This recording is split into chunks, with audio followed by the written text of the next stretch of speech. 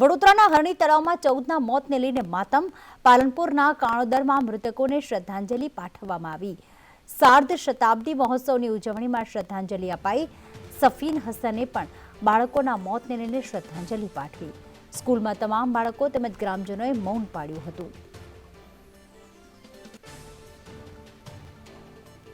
તો કાણોદરમાં શાળાને 150 વર્ષ પૂર્ણ થતા સાર્ધ શતાબ્દી મહોત્સવની ઉજવણી દરમિયાન આ તમામ બાળકોને શ્રદ્ધાંજલિ પાઠવવામાં આવી હતી. અમદાવાદના ડીસીપી અને કાણોદર ગામના સફીન હસને પણ બાળકોના મોતને લઈને શ્રદ્ધાંજલિ પાઠવી હતી.